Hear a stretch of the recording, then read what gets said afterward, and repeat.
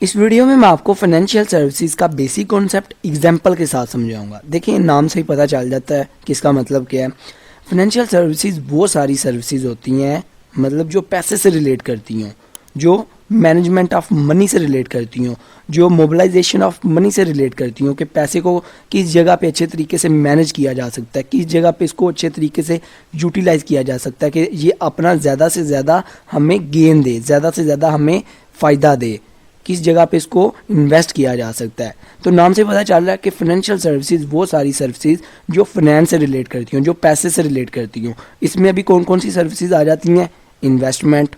ابھی انویسٹمنٹ آپ نے کسی کمپنی میں انویسٹ کرنا ہے تو اس کے شیئر خرید رہے ہیں, تو یہ کیا ہے, ایک قسم کی آپ کو سروسز دی جا رہی ہیں. آپ بینک میں پیسہ ڈال رہے ہیں اور بینک آپ کو اس کے اوپر انٹرسٹ دے رہا ہے, تو یہ بھی ایک فائنینشیل سروسز ہے. آپ میوچل فنڈ میں انویسٹ کر رہے ہیں, یہ بھی ایک قسم کی فائنینشیل سروسز ہے. آپ انشورنس دے رہے ہیں, انشورنس کمپنی میں پیسے دے رہے ہیں, یہ بھی ایک قسم کی فائنینشیل سروسز ہے.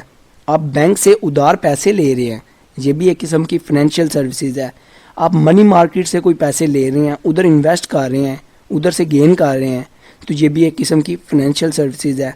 آپ اسٹاک بروکریج کا استعمال کر رہے ہیں, بروکریج کا, تو یہ بھی ایک فائنینشیل سروسز ہے. آپ اکاؤنٹنسی کمپنیز کا یوز کر رہے ہیں, یہ بھی ایک فائنینشیل سروسز ہے. اور بینک جو ہوتا ہے, بینک ایک قسم کی پیسے سے ریلیٹڈ ہی سروسز پرووائڈ کر رہا ہوتا ہے. کوئی پیسہ جمع کروا رہا ہے, کوئی ٹرانزیکشن کروا رہا ہے, کوئی پیسے کو نکلوا رہا ہے, کوئی کسی دوسرے ملک میں بھیج رہا ہے, کوئی آن لائن ڈیجیٹل مارکیٹنگ کر رہا ہے پیسے کے ذریعے سے. تو یہ کیا ساری پیسے سے ریلیٹڈ جو ہمیں سروسز دی جاتی ہیں, جو پیسے سے ریلیٹڈ جتنی بھی سروسز لائک انویسٹمنٹ آ گئی, کوئی انشورنس آ گئی, کوئی اسٹاک بروکریج آ گئی, کسی میوچل فنڈ میں ہم نے ڈال دیا, کوئی بھی جو پیسے کو اچھے طریقے سے یوٹیلائز کر رہی ہے, یا کوئی بھی فائنینس سے ریلیٹڈ جو ہمیں سروسز مل رہی ہیں, اس کو ہم کہتے ہیں فائنینشیل سروسز.